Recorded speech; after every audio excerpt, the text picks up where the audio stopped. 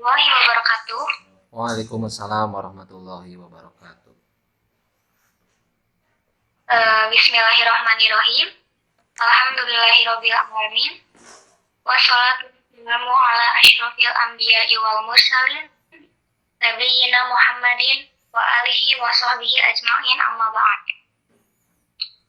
Ikhwan dan akhwat fillah, keluarga Rumah Singgah-alaikum, dan juga pemirsa setia inventor dakwah channel yang dirahmati Allah. Mudah-mudahan kita semua dalam keadaan sehat walafiat ya. Kembali lagi bersama kami di acara Tarbiyah bersama Rumah Singgah-alaikum edisi yang ke-9. Baik, sebelum saya sapa, tema kali ini kita akan membahas tentang kaya atau miskin. Nah, baik, saya sapa dulu semuanya ya.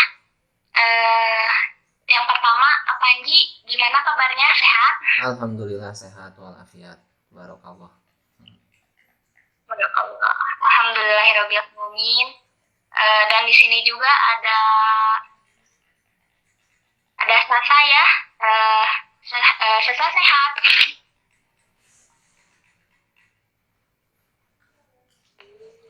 Alhamdulillah. Alhamdulillah. Terus ada Teh Sani di sini ya. Teh Sani gimana? Sehat? Alhamdulillah sehat sih, Mak. Alhamdulillah. Lanjut lagi, di sini ada Teh Indi. Teh Indi sehat, Indi? Alhamdulillah sehat. Alhamdulillah, cara rehat. Terus ada Teh Enci, Teh Sri. Sehat, Teh Sri? Alhamdulillah sehat, Teh Mak. Ya, alhamdulillah juga ya.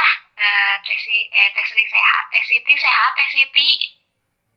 Alhamdulillah, Bumi ya sehat.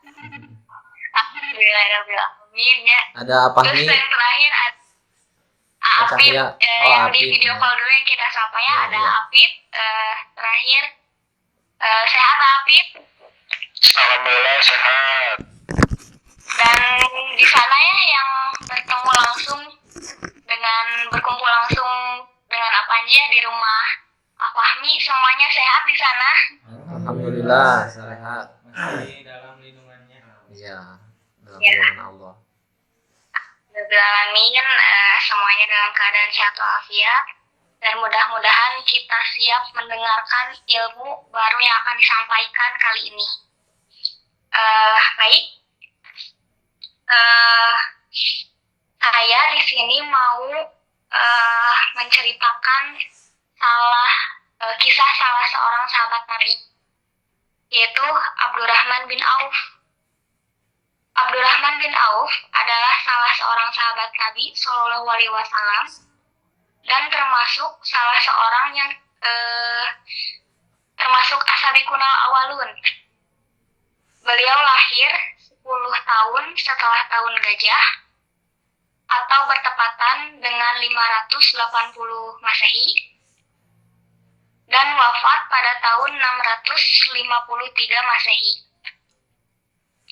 Dalam pertemuan tarbiyah kali ini, ada kisah yang akan kita bawakan dari Abdurrahman bin Auf ini. Insya Allah, kisah ini akan merubah cara berpikir kita tentang kaya atau miskin ini, yang tadi tema yang saya sebutkan, kaya atau miskin. Karena kita tahu sebaik-baik ajaran, cara hidup, sumbernya adalah yang pertama adalah yang Al-Quran, yang kedua sunnah Nabi, dan yang ketiga para sahabatnya. Sosok Abdurrahman bin ini salah satu sahabat Nabi yang kaya raya dan gemar bersedekah ya. Jadi kisahnya gini. Suatu ketika Rasulullah Shallallahu Alaihi Wasallam berkata, Abdurrahman bin Auf akan masuk surga terakhir karena terlalu kaya, sehingga dihisabnya paling lama. Mendengar hal tersebut, Abdurrahman bin Auf berpikir keras, bagaimana caranya agar ia kembali menjadi miskin supaya dapat memasuki surga lebih awal. Suatu hari, ketika perang Tabuk, kurma yang ditinggalkan para sahabat di Madinah menjadi busuk. Nah, mendengar hal tersebut, Abdurrahman bin Auf langsung menjual semua harta yang ia punya itu untuk membeli semua kurma busuk milik para sahabat itu dengan harganya standar gitu, harga normal gitu. Padahal kan kurmanya busuk. Nah, semua sahabat bersyukur karena kurma yang mereka khawatirkan tidak akan laku, tiba-tiba diborong semuanya oleh Abdurrahman bin Auf. Para sahabat gembira karena kurmanya bisa dijual.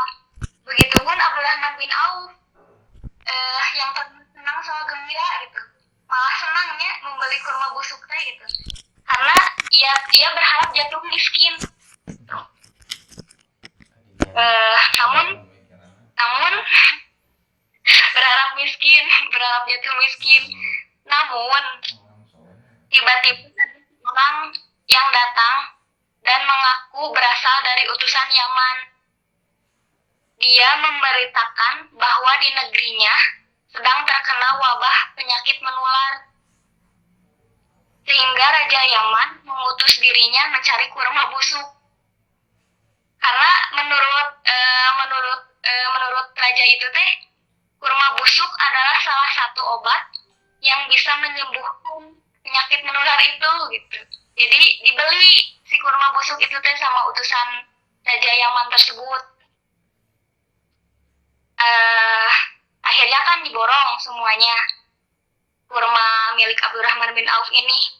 Dan Masya Allah, Allahu Akbarnya itu, di saat Abdurrahman bin Auf merelakan semua hartanya agar ia jatuh miskin, di saat itu pula Allah memberikan kelimpahan harta berkali-kali lipat gitu. Malah berkali lipat ini diganti sama Allah 10 kali lipat, dibeli kurmanya tuh sama utusan dari Yaman itu gitu, dibeli harga kurma busuk itu tuh 10 kali lipat, ya jadi makin kaya gitu Abdurrahman bin Auf ini gitu. Nah, Panji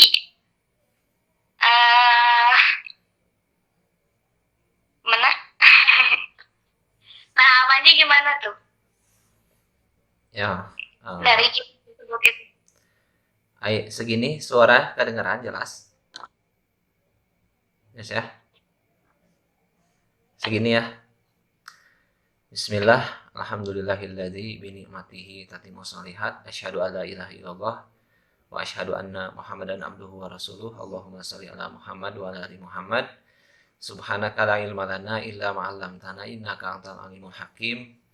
Rabbi shrah li sadri wa yassir li amri wahlul 'uqdatam min lisani yafqahu qawli. Amma ba'd.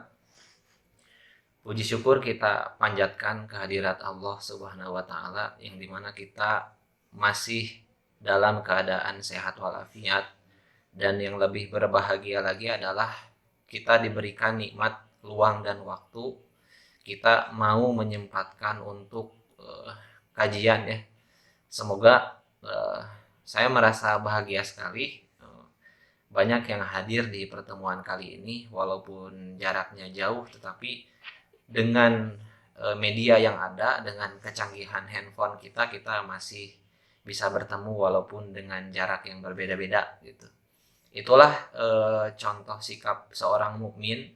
Jadi seorang mukmin itu tidak kenal waktu, tidak kenal lelah, dimanapun kapanpun kita bisa thalabul ilmi gitu. Bahkan kita kan punya smartphone gitu ya. Jangan HP kita aja yang smart, yang cerdas gitu.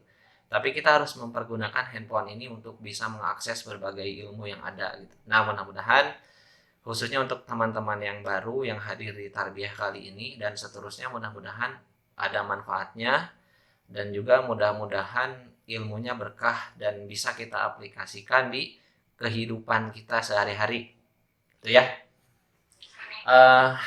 Teman-teman semuanya, perlu ada disclaimer terlebih dahulu karena ada yang baru peserta yang baru gitu di tarbiyah kali ini, sebetulnya gini, tarbiyah ini awalnya dibuat khusus ya untuk para pasien yang diruqyah. Nah, kenapa untuk para pasien yang diruqyah? Karena dalam penanganan ruqyah itu perlu pembinaan ya, perlu pembinaan. Jadi kalau orang nih diruqyah misalkan nggak diputusin gitu aja, misalkan udah sembuh, udah nggak gitu. Tapi ada pembinaan berlanjut. Kayak kita ke rumah sakit misalkan punya penyakit, misalkan si A punya penyakit. Ada check up sebulan sekali, entah itu seminggu sekali, ada terapi dan lain sebagainya. Nah, begitupun dalam rawatan ruqyah sama ada pembinaan. Nah, nama pembinaan ini adalah tarbiyah. Nah, jadi awalnya tarbiyah ini dibuat khusus untuk para pasien gitu. Nah, isi di tarbiyah ini sebetulnya berbeda dengan pengajian pada umumnya gitu. Jadi bedanya apa? Kalau di pengajian umum ada ustadznya. Yang pertama, kalau di tarbiyah kali ini nggak akan ada ustadz. Jadi semuanya bisa berbicara gitu. Jadi konsep tarbiyah ini seperti gini, meluruskan, merubah, menempatkan cara berpikir gitu. Jadi yang bengkok kita luruskan, yang salah kita benarkan, kemudian yang tidak tepat kita tepatkan. Karena kebanyakan banyak orang yang terjebak dalam keputusasaan, banyak orang yang terjebak dalam merasa lelah dalam hidupnya. Banyak orang yang menyia-nyiakan hidupnya. Itu kenapa? Karena tidak ada pola yang jelas, cara berpikir yang jelas gitu dalam hidupnya. Jadi dengan adanya tarbiyah ini kita akan bareng-bareng hayu meluruskan sama-sama arti kehidupan ini tuh seperti apa, tujuan kita ini tuh seperti apa gitu. Makanya namanya tarbiyah gitu. Nah, qadarullah setelah saya melihat metode ini efektif, jadi banyak para pasien atas izin Allah sembuh dengan metode-metode yang kita bikin. Ya alangkah baiknya saya berinisiatif ya sudah kita bikin kajian mingguan aja nih. Jadi biar orang-orang yang merasakan manfaatnya itu merasakan manfaat dari tarbiyah ini bukan cuma orang-orang yang kena gangguan jin aja gitu. Tapi kita semua yang sehat-sehat saja semoga bisa mendapatkan manfaatnya gitu. Itu ya itu klaimnya. Nah, tadi kan dikisahkan dari yang tadi Silma baca itu kan kisah sepenggal ya. Walaupun banyak kisah Abdurrahman bin Auf radhiyallahu anhu ini yang bisa kita ambil pelajarannya walaupun banyak, tapi karena tema kita ini adalah kaya atau miskin, saya rasa kisah tersebut bisa kita ambil banyak hikmahnya. Nanti si hikmah ini insya Allah saya akan mencoba dibuka solusi-solusi apa yang ada dari kisah tersebut. Gitu ya. Itu ya tadi di disclaimer-nya. Nah, gini, sebelum kita ke tahap yang lebih serius, saya pengen nanya dulu nih ya, kita pakai mode manusiawi aja deh. Maksudnya mode manusiawi itu kayak gimana? Mode manusiawi itu maksudnya semua yang hadir di pertemuan kali ini semua sepakat. Kan kaya atau miskin? Nah, saya tanya, semua sepakatnya mau kaya atau mau miskin? Kaya ya. Manusiawi aja lah. Manusiawi dulu, jangan bawa-bawa hukum, jangan bawa dalil, jangan bawa-bawa dulu pemikiran yang kemana-mana dulu. Yang manusiawi aja deh. Kaya, pengen kaya? Coba tanya satu-satu. Iya coba. Semua serentak aja jawab biar gak lama. Pengen kaya atau miskin? Kaya. Masih kaya. Wajar. Santai aja. Pertanyaan ini nggak akan menjebak nanti. Salah kamu pengen kaya harusnya pengen miskin, nggak mungkin. Karena kaya itu Allah nggak larang, Nabi nggak larang. Bahkan kita jangan sampai menuju kebinasaan, bahkan kita jangan sampai miskin gitu. Jadi jangan merasa kita pengen kaya itu sesuatu yang salah gitu. Jadi untuk meluruskan persepsi itu jangan main menyalah-nyalahkan dulu. Itu tipsnya gitu. Semua sepakat ya, kita ingin kaya. Nah, Jadi kalau misalkan taruh yang posisi, bayangkan kita ada di visualisasi seperti ini. Yang miskin di bawah, yang kaya di atas. Berarti kita taruhlah semuanya dari posisi bawah ya, gitu. Karena kita ingin kaya, jadi posisinya di bawah gitu. Bukan berarti ada saya menghina kita semua miskin, enggak gitu. Pokoknya yang di bawah ya. Nah, kita kan posisinya dari bawah bergerak ke atas, ingin kaya gitu, ya kan? Nah, kita semua tadi sepakat kita ingin kaya. Kemudian kita sepakat kita tuh lagi di bawah menuju ke atas, ke kaya, ke niat yang kita tuju itu kaya ya, gitu. Kemudian setelah itu coba kita rincikan dalam hati kita bahwa kita ingin apa sih, kekayaan itu apa sih, definisi dari kekayaan itu apa sih gitu. Ya supaya singkat waktunya, mungkin gini ya, saya wakilkan ya. Kaya itu mungkin kita pengen banyak uang. Kaya itu mungkin kita pengen punya rumah, punya usaha yang sukses, apalagi ya anak yang soleh, mungkin kebahagiaan yang lain, pokoknya yang bahagia-bahagia, HP baru dan lain sebagainya, pengen makanan yang enak-enak gitulah, intinya itulah ya, kaya teh gitulah nya. Iya. Ya. Nah, setelah kita rincikan semua keinginan yang ada di hati kita ya, kita yakin gak itu keinginan kita? Yakin ya? Kan itu bukan keinginan orang lain, bukan keinginan Allah, bukan keinginan orang lain. Itu keinginan kita, murni ya. Murni kan? Nah, oke. Ya. Kunci itu dulu gitu. Kita ingin kaya, kemudian kita lagi ada di bawah, posisi ke atas, kita ingin kaya. Kemudian kita pikirkan, kekayaan itu apa? Kita maunya apa? Nah, itu simpan itu terus di dalam hati kita, ya. Hayang iya sok we budalkeun. Tapi kita bertanya yang lebih serius lagi gitu. Kalau kita punya keinginan ingin kaya, pengen ini, pengen itu, pengen ini, pengen itu, yakinkah itu keridhaan Allah? Ketika ada pertanyaan itu semuanya mendadak ke bawah ya gitu ya. Jadi keinginan itu yakin gak kita gitu bahwa itu teh Allah ridho gitu.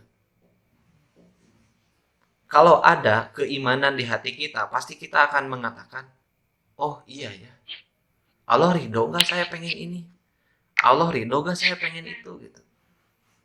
Jadi setelah kita berusaha yakin terhadap diri kita sendiri, saya pengen ini, pengen terwujud pokoknya semua yang kita inginkan.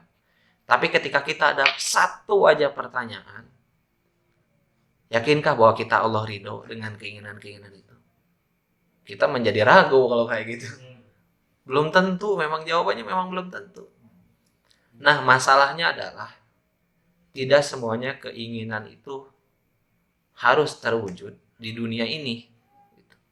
Kalau kita mengakui bahwa adanya hari kebahagiaan yang kekal, kenapa kita masih berusaha capek-capek hati mencari kebahagiaan di dunia ini gitu.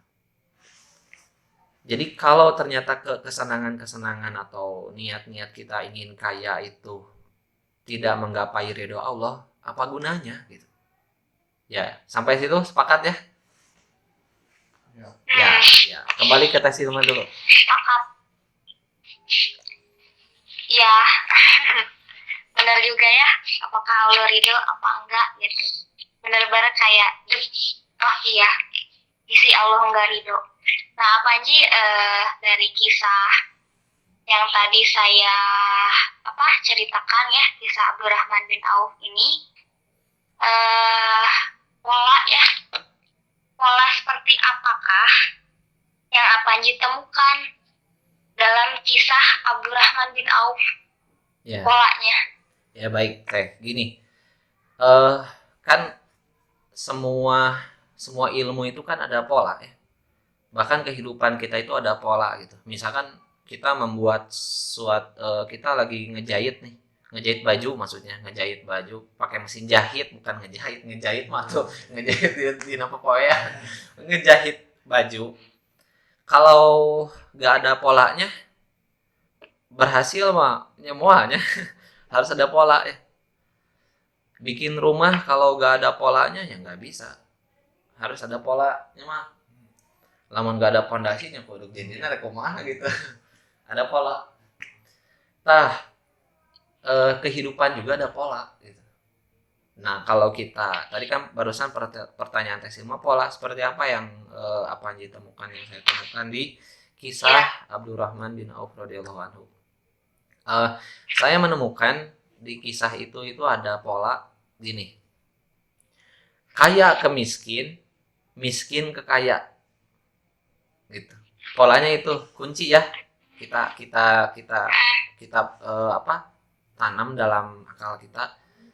Dalam kisah Abdurrahman bin Auf radhiyallahu anhu ini ada pola kaya ke miskin, miskin ke kaya. Kenapa seperti itu? Karena awalnya kan Abdurrahman bin Auf ini kaya. Tapi direncanakan hayang miskin, pengen miskin. Setelah miskin, jadi kaya lagi gitu. Itu polanya kan. Nah, kita bahas dulu dari kaya ke miskin, karena proses dari kaya ke miskin dari kisah ini tuh hikmahnya tuh banyak. Ini hanya beberapa hikmah yang menurut saya pribadi ini luar biasa sekali, masya Allah, tabarakallah. Nah, yang pertama kan kaya ke miskin. Kemudian nanti saya akan bahas insya Allah pola yang kedua, miskin ke kaya. Nah, jadi yang pertama nih ya, kita bahas dulu pola yang kaya ke miskin gitu. Jadi apa yang menyebabkan Abdurrahman bin Auf ingin miskin dari kisah itu? Apa sih sebabnya kenapa Abdurrahman bin Auf ingin miskin? Lamun kita lagi posisi kaya, ngadadak jauh kita kabeh jual harta yang kita punya, terus kemudian kita jual sedekah. Kita kadang mual sampai gitunya. Malah kenceleng masjid oke pasti nilai anu leutikna ya nu 2.000 we dibanding 100.000 kan, malah kita mah logika-logikaan gitu.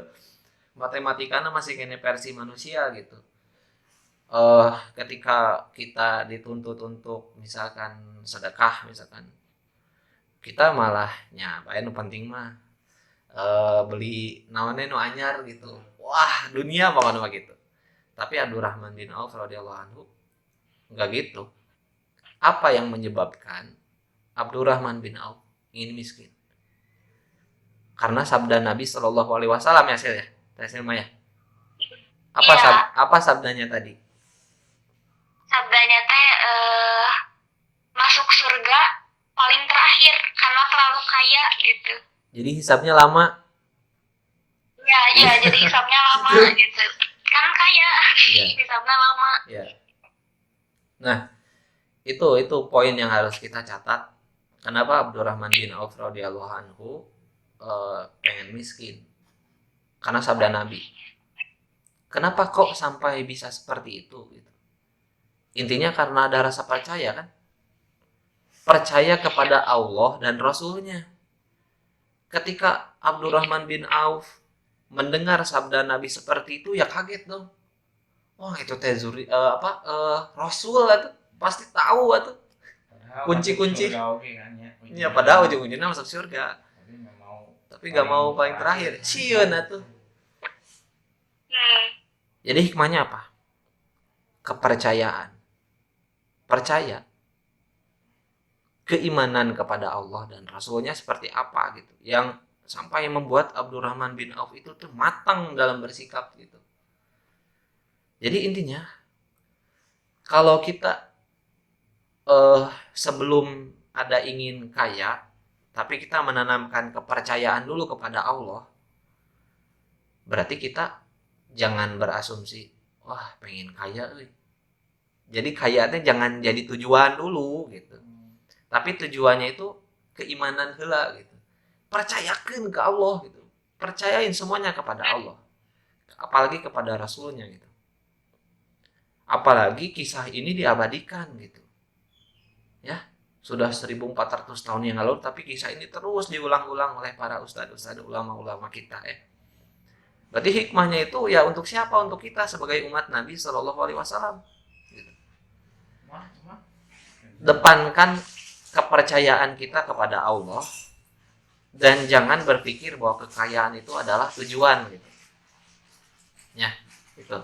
Ya pertama, kenapa Abdurrahman bin Auf ingin miskin? Karena mendengar dari sabda Nabi tadi. Nah, apa yang membuat niat itu tertancap kuat di dalam pribadi Abdurrahman bin Auf radhiyallahu anhu?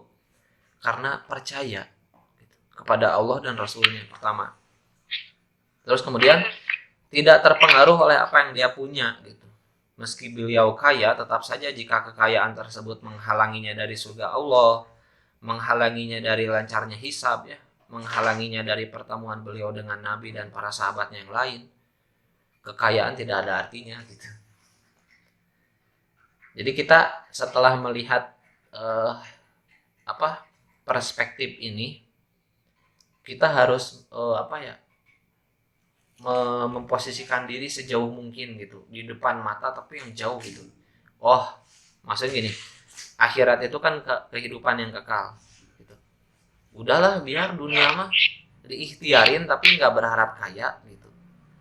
Tapi di akhirat nanti yang kebahagiaannya itu tidak terbatas gitu. Makanya Abdurrahman bin Auf radhiyallahu anhu tidak mengharapkan sedikit pun kekayaan di dunia ini. Walaupun Allah mentakdirkan beliau kaya sebetulnya. Dek di miskin-miskin kumaha ge tetap kaya beliau. Jadi dunia yang ngejar dia gitu. Ari kita mah bukan. Kita yang aduh miskin-miskin wae hidup teh gitu. Kumaha teh wah perubahan. Tapi kita mikir itu boleh, tidak Allah larang, tapi pencapaian kita, keimanan kita terbaik kepada Allah kita lupa gitu. Bagaimana mengilmui hidup ini agar kita selamat dunia di akhirat gitu. Bagaimana apakah ibadah kita sudah maksimal kepada Allah atau tidak gitu. Bagaimana apakah kita sudah bisa memanfaatkan waktu yang Allah berikan dari usia yang terbatas ini untuk sebaik mungkin keimanannya. Dan sudah sejauh apa keislaman kita, wawasan kita tentang Islam gitu ya, tentang Al-Quran, tentang Nabi gitu, tentang ajaran syariat Islam ini yang begitu luas gitu, Masya Allah.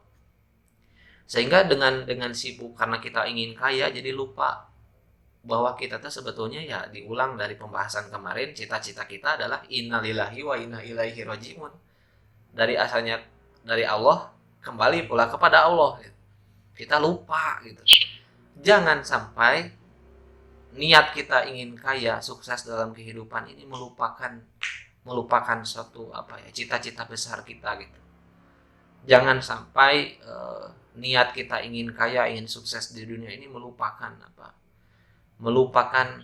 bahwa sebetulnya kebahagiaan mah nanti gitu. Sudah, orang-orang beriman itu sudah lah. Jangan berdesak-desakan di dunia yang sempit ini dengan kita berharap hal-hal yang belum tentu Allah ridho gitu. Dan senantiasa kita memohon pada Allah Subhanahu wa taala kita ini hidup sesuai dengan keridhaan Allah gitu. Nah, bagaimana caranya agar kita ini jadi sesosok orang yang beriman yang kuat pendirian gitu dari berbagai godaan di dunia ini gitu. Ya intinya tolabul ilmi gitu. Jadi kita harus terus cas akal kita agar keimanan kita ini makin meningkat. Jadi mengecas keimanan itu bukan hanya tidak cukup dengan mendengar kajian-kajian saja. Tidak cukup mendengar kajian-kajian yang berisi tentang surga, neraka, tidak cukup seperti itu gitu.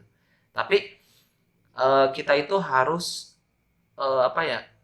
menggali lebih dalam lagi tentang agama ini ya, tentang Islam ini, dan kita terapkan di kehidupan kita gitu. Jadi jangan sampai kita belang-belang, kita agama Islam, beriman pada Allah, Rasulnya, Quran gitu ya, tapi cara hidup kita jauh dari itu gitu. Iya, jadi rekumah jadi termasuk orang yang beriman, namun kita jauh tino referensinya gitu. Toh motor juga ada buku panduannya, ada standar pabriknya gitu. motor Honda misalkan, wah disebutin merek. Motor Honda diservis ke bengkel Yamaha gitu, ya ditolak atau bukan standar kami segitu ya. Jadi kita orang Islam standarnya jelas, Quran, sunnah Nabi Shallallahu Alaihi Wasallam, para sahabatnya, para tabiin, para ulama-ulama salafus salih gitu. Itulah literatur atau referensi-referensi yang bisa kita dapatkan agar cara berpikir kita ini tuh lurus gitu.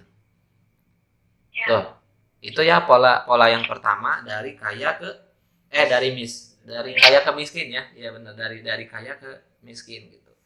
Itu hikmah-hikmahnya yang saya temukan. Kemudian pola yang kedua, miskin ke kaya gitu ya. Simak baik-baik pola yang kedua ini cukup unik gitu. Ketika beliau radhiyallahu anhu ya, Abdurrahman bin Auf, berusaha memiskinkan hidupnya dengan cara memanfaatkan kekayaan itu untuk membeli kurma busuknya gitu. Yang diharapkan Abdurrahman bin Auf apa? Ya hartanya habis, miskin lah pokoknya. Tapi masya Allah ini unik sekali gitu. ternyata diganti berkali lipat gitu. Tapi setelah kajian ini kita jangan gini, kita punya HP jangan dadak dijual, kayak iPhone dijual, malah diganti. Hikmahnya bukan seperti itu. Misalkan Ahamal pulang dari kajian ini punya uang 1 juta, wah bikin langsung. Ya, bukan seperti itu ya gitu. Tapi kita lihat posisinya gitu. Posisinya gini, Abdurrahman bin Auf ingin miskin karena niatnya itu sieun dihisab nalila sieun hartanya itu jadi penghalang gitu. Saya kasih ke niatnya itu. Niatnya bukan saya ngasih tapi ingin lebih, ingin timbal balik, enggak gitu. Gitu. Bukan gitu. Ya, setelah ini apa yang terjadi? Ternyata kurma yang busuk pun jika atas izin Allah itu laku di luar nalar ya. Mungkin kita di sini berpikir kalau kurma yang busuk nggak ada manfaatnya. Tapi kun fayakun, kalau Allah berkata lain ternyata jadi manfaat. Gitu. Contoh misalkan kalau di kehidupan kita yang normal mah, kalau bapak-bapak ini mah ya, bapak-bapak. Ya, waktu dulu zaman musim batu akik ya. Lamun kita mah yang nggak ngerti naon sih batu di hemplasan, gawe. Tapi ketika banyak orang yang suka, jadi harga, jadi ada uang, jadi ada nilai. Ya. Begitupun di dunia ini. Allah mampu membuat sesuatu yang tidak masuk akal sekalipun di dalam kehidupan kita itu menjadi tanda Allah mengijabah doa kita. Bisa jadi. Misalkan kita lagi punya usaha ya, yang dimana usahanya itu tidak masuk akal untuk sukses, misalkan di mata orang lain, atau gitu mah teka hati, kalau kayak gitu mah mau kaya-kaya misalkan. Tetapi apa? Bisa jadi itu adalah awal dari kebahagiaan gitu. Coba brand-brand yang ternama asalnya kan mereka orang-orang yang dari nol. Misalnya KFC oke kan? Si abah-abah eta Coca-Cola dan sebagainya, mungkin bisa banyak lah di Google ya. Intinya semuanya dari nol dulu gitu. Tetapi apa? Dengan usaha yang gigih, jujur terhadap keilmuannya, sukses gitu. Itu contoh dunia. Nah, Abdurrahman bin Auf, kembali ke kisah ini, pola yang dari miskin ke kaya gitu. Ternyata kurma yang busuk sekalipun kun fayakun kata Allah. Jadi kaya deui gitu. Bahkan ya. Nah, itulah uniknya kisah Abdurrahman bin Auf ya. Terus pola ini juga mengajarkan kepada kita bahwa sebetulnya gini. Surga juga bukan tujuan, surga itu bonus gitu. Jadi kita beribadah, kadang kita suka berpikir nih, kita luruskan ya persepsinya. Kadang kita sholat, kita puasa, saum, kita zakat, kita haji atau ibadah-ibadah amalih lain, kita berpikirnya gini, setiap ibadah itu ada pahala. Allah catat malaikat catat pahala-pahalanya. Kalau timbangannya pahalanya berat masuk surga. Jadi kita fokus teh ibadah teh konsumtif gitu. Jadi pamrih kita teh ibadah teh karena ingin surga ya bukan itu sebetulnya. Surga mah pemberian dari Allah gitu. Itu bonus gitu dan pasti gitu. Tapi pencapaian yang harus kita pikirkan itu bukan soal surganya gitu. Tapi soal ketaatannya gitu. Kayak Abdurrahman bin Auf tadi gitu. Beliau ketika ada di posisinya, ketika ada niat miskin, tidak ada niat untuk dibalas oleh Allah agar lebih kaya, tidak. Tapi dalam rangka taat kepada Allah dan Rasulnya gitu. Nah, jadi kita nanti ke depannya bisa aplikasikan. Kalau kita misalkan bersedekah, jangan berharap ada double kegantian leuwih orang sedekahkeun. Jadi berpikir nanti itu mah otomatis dari Allah, tapi bukan dijadikan tujuan gitu. Kalau kita misalkan pasti gitu. Betul. Namun kita sholat juga misal, kita jangan berpikir oh ya lumayan ya pahala ya. Oh ya lumayan pak, enggak gitu. Kita berpikirnya dalam rangka taat kepada Allah gitu. Itu kemudian lempar dulu ke Silma deh. Itu poin-poinnya menurut saya pribadi. Ya, baik. Masya Allah, malah sekali ya. Tadi ketaatan itu gitu. Adapun ya kita juga harus bisa membedakan bahwa udahlah gitu, itu mah bonus gitu. Surga mah bonus gitu ya. Kalau itu mah bonus gitu. Tapi ketaatannya gitu, ketaatan pada Allahnya. Baik, gini kita langsung aja ke astagfirullahaladzim. Kita langsung aja ke teman-teman ya. Barangkali ada pertanyaan atau tambahan yang ingin disampaikan gitu. Silahkan bisa disampaikan. Ya, boleh. Dari teman-teman video call dulu.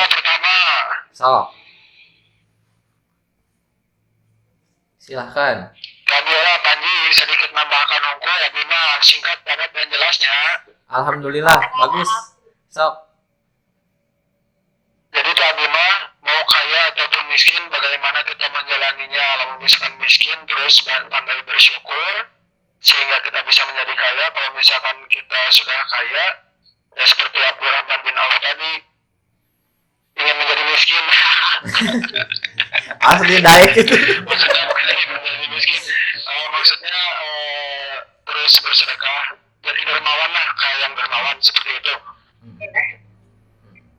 Tapi apa ya? Udah kayak pengen mikir.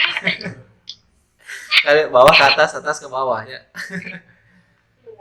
Ya, tapi paham maksud Apit. Yang lain mungkin ada pertanyaan atau tambahan? Mungkin mau nanya boleh. Boleh. Ini boleh banget nih. Ini mohon maaf juga ya, agak ada suara yang lain soalnya kebetulan bentrok sama rapat. Oh jadi iya. apa? Ya siap. Ya jadi Cimau cuman mau nanya komentarnya aja ya, komentarnya baik itu dari Kak Panji atau dari teman-teman yang lain gitu. Nah, bentar.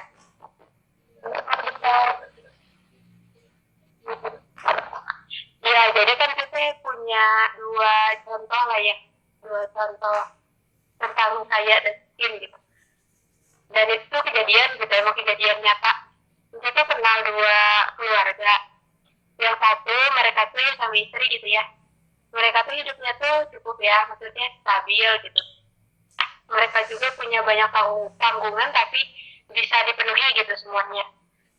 Cuman suatu ketika suaminya tuh kayak ngadepin masalah ekonomi gitu. Nah, terus ya jadi nggak stabil lagi gitu ekonomi mereka, jadi turun lah gitu. Nah terus itu jadi kayak sering marah gitu, maksudnya udah jadi nggak harmonis lagi gitu hubungan mereka gitu ya, itu kata suami istri itu teh. Terus ada juga satu kasus yang dimana si si orang ini tuh ya keluarga juga, nah si suaminya tuh atau si keluarga ini tuh kayak banget gitu loh, maksudnya kayak banget gitu, soalnya kan suaminya juga kerjanya bagus gitu ya.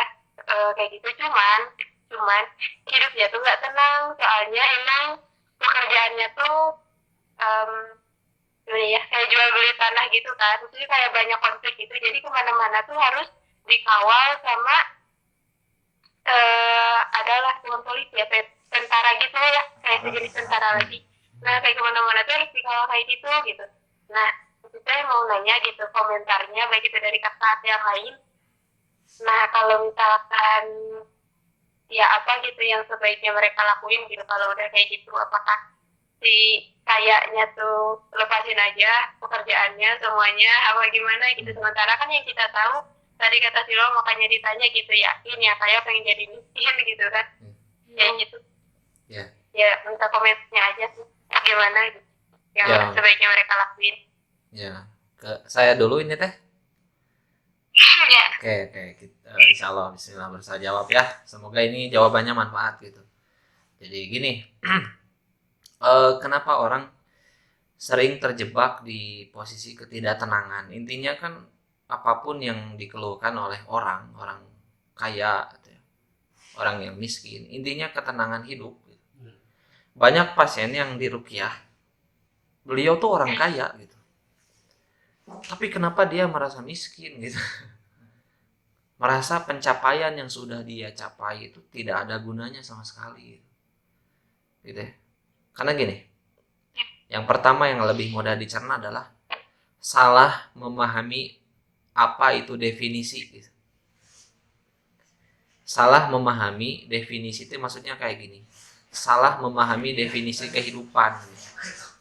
Jadi gini, kita itu kan ada fitrah ya, fitrah maksudnya kita ini ada fitrah yang bersih, kita ada fitrah dalam hati kita ini ada kejujuran ya. Kalau kita melakukan sesuatu yang bertentangan dengan kejujuran kita, pasti nggak enak gitu. Misalkan kita terbiasa memelihara sifat yang bersih, terus kita bohong, jadi nggak enak. Nah gini, kekayaan yang orang tersebut punya itu tanpa disadari gini, menghasilkan sebuah kesenangan, bukan kebahagiaan. Karena kesenangan dan kebahagiaan itu beda. Kalau kesenangan itu kayak bius gitu, wah senang, tapi kayak galau lagi, kayak bius, kayak kita minum lada, makan pedas gitu. Kucai es, wah lerep, wah mendingan, tapi nanti pedas lagi, kerasa panas di mulut. Nah, semakin mengumpulkan kesenangan, tiap ada kesedihan, diobatinya sama kesenangan, itu akan tumpang tindih gitu, di dalam kehidupannya itu. Sehingga si fitrah yang bersihnya ini dalam hatinya itu berontak, kamu tuh jangan gitu. Hidup tuh bukan seperti itu. Kenapa saya bisa ngomong seperti ini? Karena gini, Masya Allah, ada pasien yang diruqyah, dia tuh orangnya berada gitu. Ketika dia mendengarkan kisah-kisah dalam Al-Quran ya, cara hidup yang benar, Nabi itu gini, para sahabat tuh gini, kalau kita orang Islam referensinya gini, dia tuh menemukan solusi. Ketika manusia kembali kepada Al-Quran, kalau kembali kepada Al-Quran artinya kan kembali kepada Allah ya. Kalau kembali kepada Allah artinya kan kembali kepada fitrah yang telah Allah tetapkan gitu. Hatinya akan tenang. Jadi kalau kita banyak merasakan hati tidak tenang, berarti ada masalah dengan hati itu. Kita sering melakukan sesuatu yang bertentangan dengan fitrah Allah itu gitu. Fitratallahi allati fataron nasa 'alaiha la tabdila li khalqillah. Ketika Allah sudah menetapkan fitrah, dan fitrah itu tidak akan berubah gitu. Jadi kita cari nih, fitrahnya kita ini apa sih? Kan kita sering nih di hati mendapatkan bisikan-bisikan yang baik dan buruk, yang benar dan salah ya. Kalau yang benar, bisikan benar, baik itu dibisiki oleh malaikat, qarin dari bangsa malaikat. Kalau bisikan-bisikan yang buruk itu dibisiki oleh qarin dari bangsa jin. Nah kita sering aja ke kanan, Nah, ketika kita sudah mencocokkan diri kepada fitrah yang telah Allah tetapkan, kita selalu jujur kepada diri kita sendiri dalam mencari ketenangan, insya Allah kehidupan-kehidupan seperti cerita tadi yang Teh Sri ceritakan, insya Allah tidak akan terjadi di kehidupan kita. Jadi kebanyakan sih poinnya mah itu sih salah mendefinisikan kehidupan gitu. Itu Ci mungkin dari kakak mah. Iya, dapat dipahami. Makasih. Ya. Ada tambahan dari yang lain? Dari video call dulu ya. Ya, ada tambahan atau pertanyaan? Tidak ada, Tanya sudah mewakili, terima kasih. Ya. Ya sih. Yang di sana Abi berusaha teh ngejawab yang kita teh semua sepakat gitu. Selalu berusaha seperti itu gitu, supaya semua teh dalam satu server gitu. Lamun server mah kan enak gitu ngobrol. Tapi lamun bertentangan, wah salah gitu. Beda gitu. Crash. Atau siapa lagi? Ya. Teh Indi, Teh Siti, Teh Sani. Sebagai sok. Sani dulu tuh, Teh Sani dulu. Ditunjuk aja. Biar rame. Ya, ya gimana Kak? Maaf lagi ada di luar. Oh iya. Gimana? Sani menurut Pertanyaan Sani. Ya mungkin Sani mau tanya aja sih Kak. Gimana? Gimana sih Kak caranya supaya kita tuh merasa cukup atas apa yang kita punya gitu Kak? Ya, gimana caranya kita merasa cukup? Yang pertama tentu kita kepercayaan kepada Allah ya. Keimanan kepada Allah. Maksudnya kita harus percaya bahwa rizki itu kan sudah ditentukan kadarnya. Kalau kemarin ini mah ada mah di kajian yang tentang bab rizki itu kan ada tahapan-tahapan bagaimana Allah menurunkan rizki beserta konsep rizki ya. Tapi kita ringkas aja gini. Yang pertama keimanan, kepercayaan. Kita percaya harus benar-benar kepada Allah gini. Oh, rizki udah ada kadarnya. Jadi kalau misalkan kita udah ada kadarnya, misalkan rizki kita ini 1 miliar di dunia ini selama hidup. Misalkan 1 miliar, terus umur kita misalkan ya gak jauh lah dari 60 tahun gitu.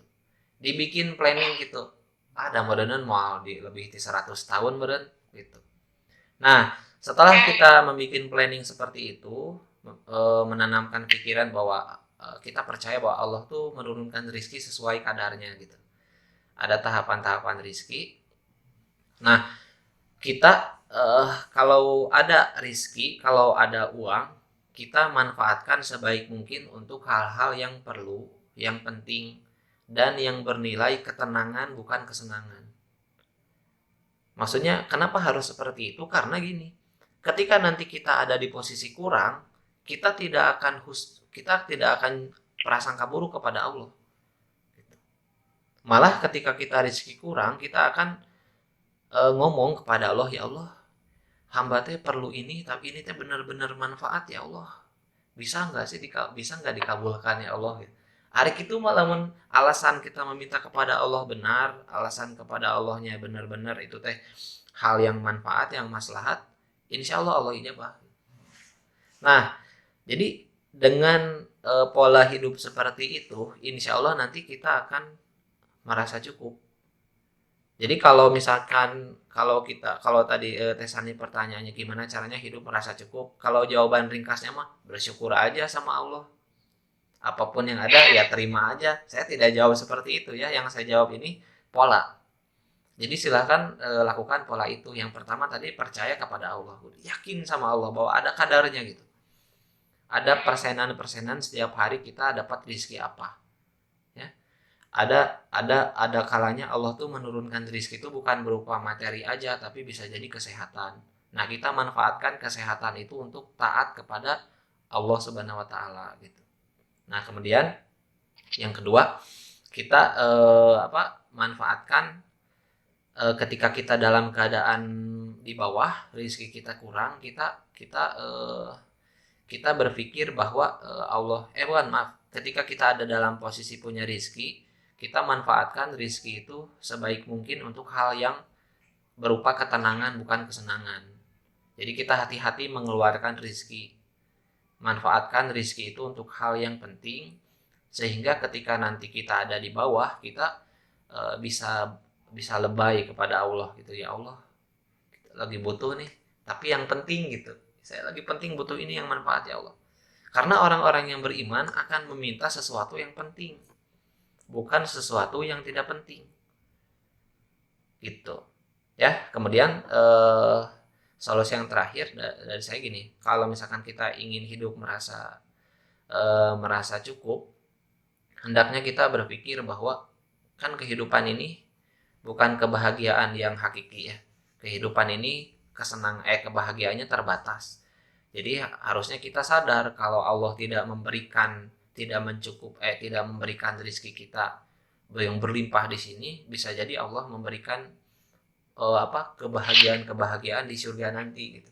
Jadi jangan berpikir yang kerdil, jadi jangan berpikir semuanya harus di dunia ini gitu, jangan gitu.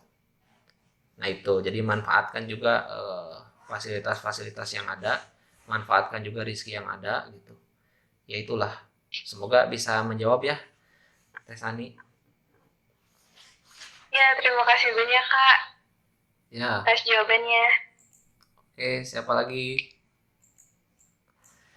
Ya, barangkali yang lain. Passwordnya Yang luar lainnya. AM. Oh, passwordnya Sujamer. Oh, ini ada pertanyaan dari sini dulu, Chan. Ciri harta atau Mungkin mau lanjut lagi tapi nyambung ke pertanyaan Teh Sani, boleh? Boleh. Bentar ya Ci, Acahnya kayaknya mau nanya dulu. Dari Apahmi, jadi ciri seperti apa yang itu teh harta yang diridhoi Allah.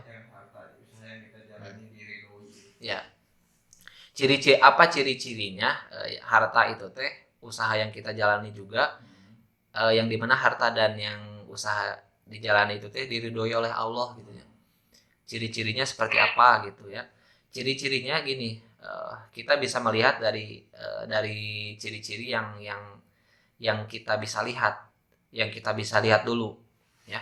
Yang bisa kita lihat, misalkan kita sudah menyaksikan, maksudnya kita menjalankan usaha itu dari harta yang halal, harta yang baik gitu.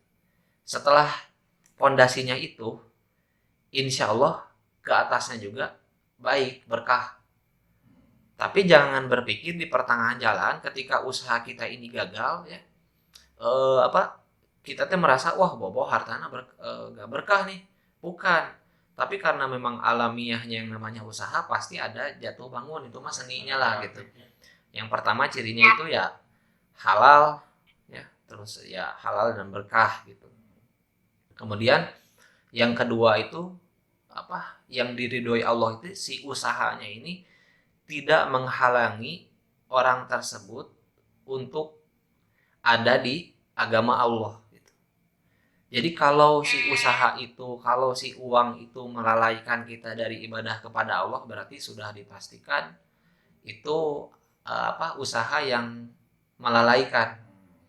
Tapi kalau misalkan kita dengan adanya usaha itu semakin berdekat diri kepada Allah, berarti itu usaha yang diridhoi Allah gitu. Jadi Allah mah tergantung prasangka hambanya. Jadi kita gini, kalau kita punya usaha, kita punya rezeki, kita yang bisa menentukan kira-kira nih usaha kita, rezeki kita bakal jadi sesuatu yang menghalangi kepada Allah atau sesuatu yang mendekatkan kepada Allah. Tinggal kita yang bikin konsep gitu. Jadi di konsep. Nah, setelah kita di konsep, kita lihat ciri-cirinya, perkembangannya gitu. Kalau misalkan si usaha itu memang semakin membuat kita dekat kepada Allah, maksudnya dekat kepada Allah itu gini. Misalkan kita nih menjalankan usaha.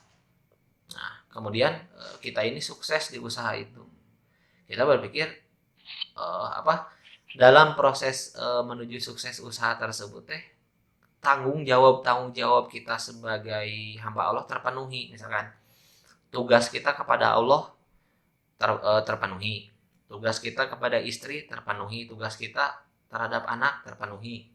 Tapi terpenuhinya maksudnya sesuai keridhaan Allah. Misalkan tugas kita mendidik istri menuju agama Allah, checklist gitu. Tugas kita membimbing anak untuk jadi anak soleh-soleh, checklist.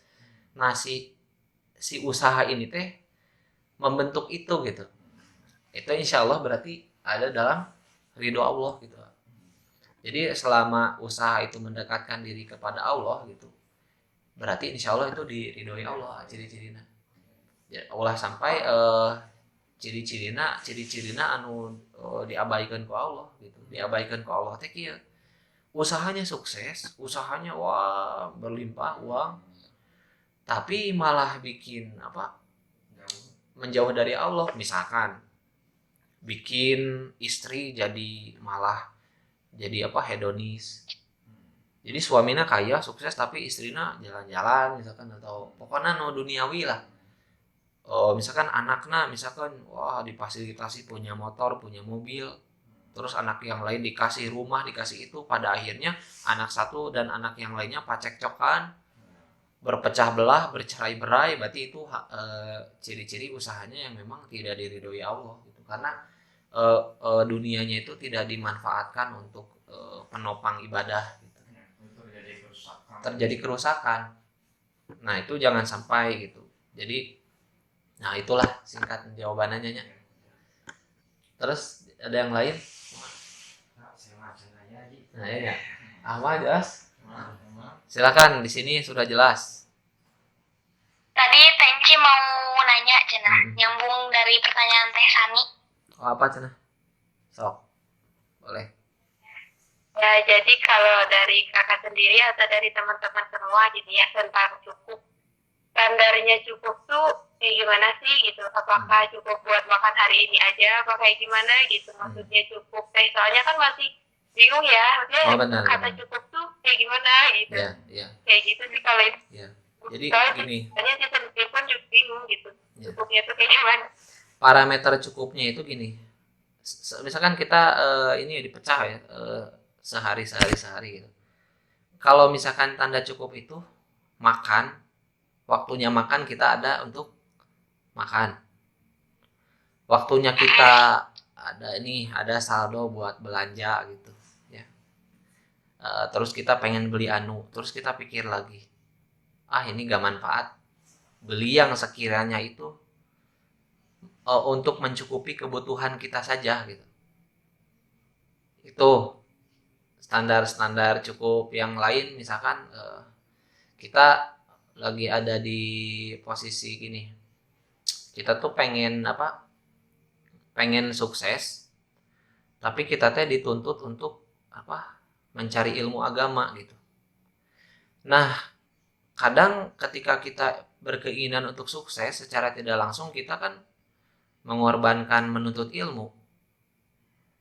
Misalkan saya pribadi demi menuntut perjalanan hidup perjalanan spiritual gitu ya, menapaki agama Allah gitu. Saya harus mengorbankan berbagai keinginan di dunia ini gitu.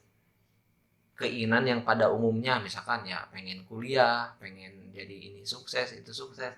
Tapi itu terabaikan gara-gara demi menuntut ilmu gitu, yang saya rasa itu lebih penting dibanding keinginan-keinginan yang pada umumnya gitu. Jadi saya secara tidak langsung merasa cukup di posisi itu gitu. Sudahlah ini mah cukup sakit. Ya, merasa cukup. Jadi standarnya itu sih nafsu. Ya. Jadi sesuai yang dibutuhkan. Ya, dengan kita mengerjakan atau melakukan sesuatu yang kita butuhkan, bukan sesuatu yang kita inginkan, itu sudah merupakan hal yang cukup gitu. Itu Ci. Mungkin. Apakah gitu ya. menjawab? Jadi yang lainnya sepakat kayak gitu atau ada pendapat yang lain? Ada pendapat yang lain tidak? Ya. Kumaha? Cukup. Oh ini ada cenah. Meneruskan yang tadi kadang kan ayah mau ngerasa nyebut cukup teh mungkin ini ada yang mungkin ada kalangan hidup misalkan orang teh iya kayak ini teh dahar ngerasa nanti cukup kurang kadang ayah mungkin ayah ngerasa gitu mungkin ada standar yang kayak gitu mungkin padahal kan mungkin di mata di lain itu teh orang oke lain masalahku makan oke mungkinnya orang yang dulu diberi hidup hari itu juga kan itu sebenarnya sekarang cukup ya gitu kadang mungkin kesana belum ya kadang gini cenah kata Acaya kan kadang masih juga banyak orang yang berpikiran misalkan dia tuh gak makan gitu ngerasa teh gak cukup itu teh padahal dengan dia sehat dan masih bisa berjalan oke mikir gitu itu kayak cukup gitu nah itu yang salah siapa apakah memang Allah telat memberi rezeki atau kita yang sebetulnya konsepnya salah. Kebanyakan orang yang tidak sampai tidak bisa makan itu kurang bisa memberdayakan dirinya sendiri gitu. Kurang bisa memaksimalkan ikhtiar gitu. Namun sampai kita ikhtiar mah nggak mungkin kita nggak makan gitu. Gitu. Bahkan orang-orang yang di jalanan musafir itu nggak mungkin sampai kelaparan pasti banyak orang-orang tangan-tangan yang ya menjadi perantara Allah yang memberi itu kita banyak orang-orang seperti itu orang ya juga kan ya. Gitu. Ya cuman kebanyakan berita-beritanya teh menutupi nikmat Allah ngalelengit gitu kebanyakan orang-orang teh gitu karena apa niatnya itu ingin dikasihani teh ya. Sampai gak makan sampai ini tentu kalau orang yang beriman mah nggak akan bilang seperti itu gitu nggak sampai bilang apa wah saya udah gak makan ini orang beriman mah kalau berpikir gini wah saya gak makan saya kelaparan berarti qadarullah meureunnan tereh dicabut nyawa ya teh orang ke ibadah we fokus gitu orang beriman kuduna gitu lain kalakah mengeluh wah ih can makan ih kumaha harus ada tahapan pertama dulu ikhtiar contoh contohnya mah makan punya tujuannya mah saya tahu sepiring bisa namanya itu mah kan manusia dikasih akal potensinya iya akal tenaga kan itu emang justru kesana tujuannya supaya berusaha misalkan sudah maksimal ya Allah pasti bantu itu kan pasti lah kalau kita maksimal belum nemu yang kita inginkan pasti Allah bantu meskipun nggak sedikit sedangkan saya pernah mendengar definisi orang kaya orang berhasil di dunia itu kata Rasulullah mana percayalah kan harus percaya orang yang sukses dunia itu dunia di genggaman tangan kamu ketika kita bangun tidur nemu makanan sepotong minuman sakuyuk keluarga berkumpul percayalah dunia milik kamu Rasulullah nah kan definisi dunia di genggaman kamu itu seperti itu bukan harta yang banyak pernah nggak dengar Rasulullah bilang kan sabda jadi justru orang-orang berhasil orang-orang sukses dunia di genggamannya itu ketika kita bangun tidur ada makanan yang bisa dimakan minuman yang bisa diminum meskipun nggak definisinya nggak banyak minum seteguk dua teguk makanan segigit dua gigit terus keluarga berkumpul anak istri bercanda percayalah dunia di genggaman kalian Rasul kan gitu bilang berarti definisi orang sukses kan versi zaman lain nanya tapi berbongkar maaf dong tanah di mana-mana itu kan sedangkan sama definisi Rasul beda jauhnya beda masa sepotong terus anak istri kumpul di rumah seserian pulang minum ngobrol percayalah di juga mana disuruh percaya kan intinya kepercayaan deh sih percayaan Allah dan Rasulnya jadi Rasulnya tipu orang-orang sukses dunia teh seperti itu berarti jauh kan yang punya mobil punya tanah banyak rumah di mana-mana teh gini kan minuman seteguk makanan segeger sebelahan anak-anak di istri seseriannya udah gitu berarti kita mikir ke konsep itu, saya mikir bahagia. Itu Oh, bahagia. Si konsepnya kita menuju ke sabda Rasul itu bahagia. Hmm. Wah, kemarin makan aja yang lakon teh pas-pasan di Indomaret ge Rasul sagegilnya aja beli di supermarket. Pasti bahagia. Orang punya pemikiran ke konsep Rasulullah itu. Sabda Rasul itu lebih merasa cukup. Iyalah. Ya kan nyari saling dengan hadis setan. Ya, standarnya dunia secukupnya sih. Dan di bolak-balik pemagi yang bikin bahagia mah memang dunia ini mah kudu secukupnya. Lamun justru mun orang berlebihan ya akhirnya jadi tertenang kena. Walaupun senang tapi jadi tertenang gitu. Ya makanya Rasul kan sunnah Rasul ketika makannya bukan dilonggarin ya, pelajaran buat nggaknya makan kan. Jadi usaha juga lah salah kasih gitu nya suwe secukupnya kan gitu. Aya yang makan, yang minum untuk bernapas ya. Keterangan itu kan konsep ngecengin sabuk sebelum makan ya bukan hanya ke makanan aja, pelajaran untuk mencari duniawi nya pasti kadinya lah. Iya, Masya Allah. Iya kan, makanya kalau kekenyangan sibuk sarama mungkin harta kayak jadi lalai. Silakan. Ada tambahan lagi atau pertanyaan di yang video call? Kata maaf Dimas kepikiran. Tapi kalau salah lurusin gitu. Berarti kalau misalkan tadi ada seperti didengar buat bisa makan, minum, sama bernapas itu udah cukup gitu kan. Berarti kalau kayak gitu standar bukan standar. Kata-kata miskin tuh nggak ada dong. Maksudnya kayak ya kalau gimana ya? Maksudnya kan kalau orang miskin ya kita mandang orang miskin, tapi mereka kan masih bisa makan, masih bisa minum, masih bisa bernapas gitu. Berarti sebenarnya mereka tuh cukup. Gitu. Cuman ya itu mandangnya aja gitu. Betul. Mereka miskin atau cukup gitu. Karena dalam Islam sebetulnya nggak ada kasta kaya miskin gitu ya. Orang tuh semua merasa cukup gitu. Bahkan orang-orang yang dikatakan miskin ya kayak sebetulnya di zaman kekuasaan Islam itu hampir gak ada. Zaman Umar bin Khattab radhiyallahu anhu ya saking bingung ya zakat kudu dikamanakeun geus calaroku batuda. Satu orang beriman itu terbilang gak ada apa-apanya, gak mau nerima gitu. Bahkan ada salah satu sahabat bahkan perangnya teu boga tombak, teu boga senjata, naon ngan bawa alat-alat masak ya kalau gak salah dari riwayatnya. Gak mau nerima ghanimah. Coba kebayang kita semua orang di muka bumi ini orang beriman sejahtera ya. Jadi gak ada kekayaan gitu. Jadi kadang kita tuh sok ngurusin manusia gitu. Kayak di kisah Israiliyat, Nabi Sulaiman alaihissalam sanggup memberi makan makhluk, hewan di muka bumi gitu. Wah dihidangkan kan ku pasukan Nabi Sulaiman. Ini kisah Israiliyat ya. Kisah Israiliyat. Jadi kisah Israiliyat itu satu kisah yang dikabarkan oleh orang-orang Israel gitu. Nah kayak gini, sama Nabi Sulaiman alaihissalam tuh dihidangkan makanan. Wow, sebanyak mungkin. Allah nurunkan hiu besar dimakan kabeh. Itu hikmah yang besar.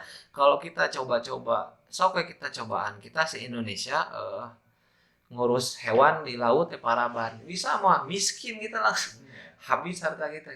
Jadi Allah lah yang tahu yang terbaik bagaimana mengurusi makhluknya gitu. Jadi kita jangan ada kasta kaya dan miskin. Masya Allah Tenci benar itu merasa cukup ini nggak akan ada yang miskin. Cuman ini dibikin judul kenapa? Karena kita membahas sesuatu yang terjadi atau dialami atau yang ada di yang kita alami gitu, yang ada di yang ada sekarang. Padahal sebetulnya kalau intinya benar diingatkan sama Tenci, sebetulnya ya nggak ada yang miskin, sebetulnya nggak ada yang ada mah ya yang nggak merasa cukup sebetulnya. Tapi tambahan soal definisi kita cukup itu sampai di mana tadi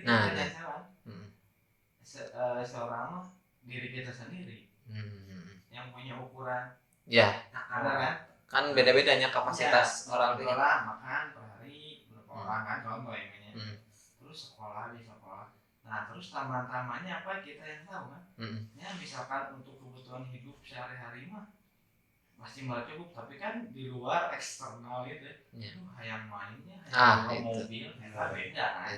Itu bukan dibilang ukuran cukup teh. Kayak gimana dan manusia mah dasarnya nggak akan puas. Meskipun dikasih iya disepat minta jair kurame ya. Jadi kata Pak Ami gini, tolak ukur orang merasa cukup itu gimana ya, dari diri kita sendiri, kita yang tahu kapasitasnya gitu ya. Terus kata Pak Ami juga bilang gini, kan kita yang tahu kapasitasnya ya, jadi kita tahulah kita kebutuhan sehari-hari apa sih yang kira-kira ini yang butuh aja gitu, bukan yang diinginkan untuk hidup aja. Nah, hal-hal yang diinginkan kita mulai belajar disamping-sampingkan dulu, ditunda-tunda dikit-dikit agar ketika kita memutuskan ini rezeki untuk apa teh tidak disalahgunakan. Ketika kita menyalahgunakan rezeki yang Allah berikan, nanti pas ada waktunya butuh tabrakan. Jadi nu kuduna ieu rezeki teh geus aya karena kita nyawana dipakai hal-hal nu teu berguna. Jadi pas ketika ada sesuatu yang penting enggak ada, dilakukan lagi hal-hal pola yang salah itu, hingga akhirnya orang itu terjebak di posisi tidak bisa memanajemen rezeki gitu. Eta yang tidak kita inginkan, merasa kan gitu nya. Mun orang merasa cukup mah, wah udah ini pakai yang beli kela iya bahaya ya, bisi Allah terido ya, bahaya. Dan kalau Allah terido kita cuma seneng-seneng, mun Allah nurunkeun ujian kita gak ada rezekina, waduh kumaha, bahaya. Kela dalam rangka taat kepada Allah, di situ kita kuatkan keimanan, berpikir nanti lagi gitu, nawara ya gitu. Ya mungkin metode ini bisa dijadiin pembinaan gitu. Nanti kalau rumah singgah alaikum insya Allah terwujud, itu bakal banyak gitu metode-metode yang dimana metodenya itu solusi, dimana nanti kita ada kelas-kelas kalau kita ingin belajar manajemen rezeki ya dan lain sebagainya, itu nanti ada gitu.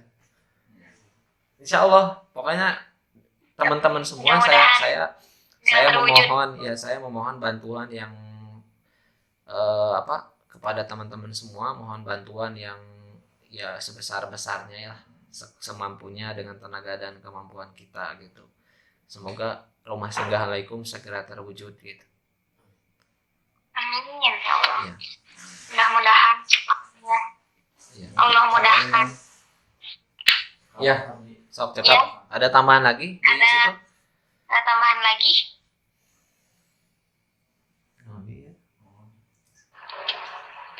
Cukup. Sepaket, sudah sepaket. Ya, sepaket. Cukup. Teh Indi ada. Udah? Teh Indi. Teh Indi pakai. Iya, kurang bikin aja. Teh Indi ada pertanyaan?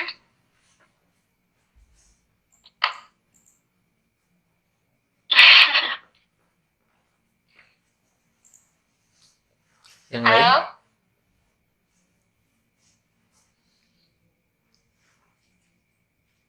Teh Siti ada, Teh Siti?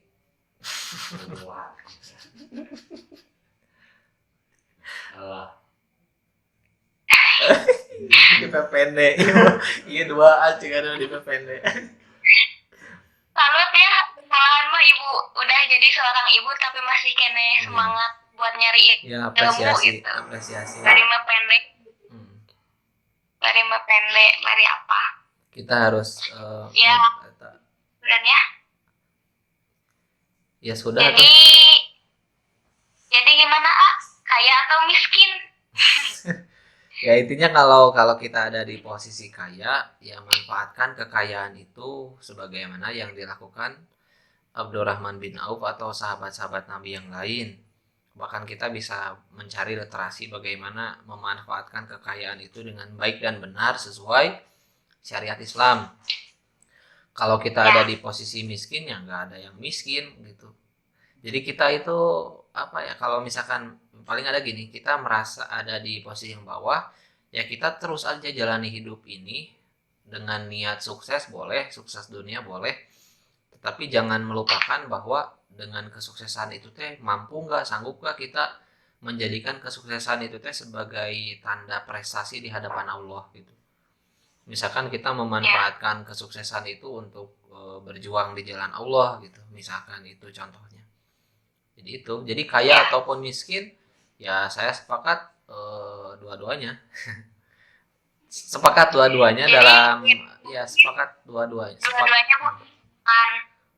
Yang terpenting adalah bagaimana keimanan kita kepada Allah, bagaimana hidup kita bisa tenang karena cinta kita itu benar-benar cinta kepada Allah gitu ya. Iya. Sehingga patokan kita bukan lagi untuk menjadi kaya atau miskin. Betul. Tapi apapun keadaannya, keimanan kita siap saat keadaan kita miskin maupun kaya. Jadi keimanan kita sudah siap gitu. Iya, Masya Allah. Iya. Urusan kaya atau miskin mah cukup weh. Malah kita harus meningkatkan keimanan kita kepada Allah. Iya. Cukup gitu, tadi kan merasa cukup kata Teh Sani. Cukupnya kayak gimana parameternya tadi udah ditanyain sama Teh Sri dan dijawab sama AA gitu. Udah weh, urusan kaya miskin mah cukup, tapi keimanan kita gitu yang terus ditingkatkan, haus untuk belajar. Haus. Iya, insyaallah. Iya. Saya bukan patok belajar. Sudah, Ya. tidak ada lagi? Nah, Langsung kesimpulan dan tutup aja.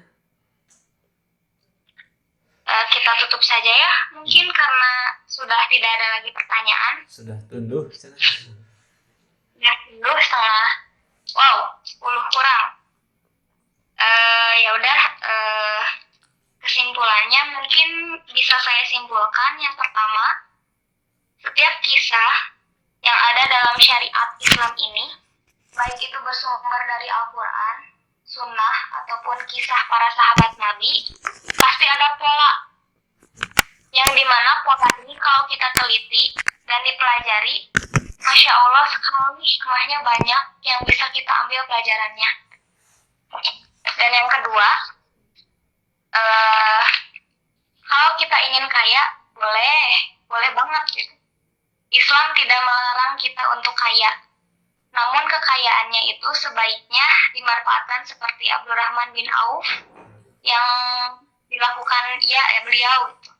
Karena ditakutkan kekayaan kita ini membuat hisab kita lama nanti untuk masuk surga. Ada pertimbangan.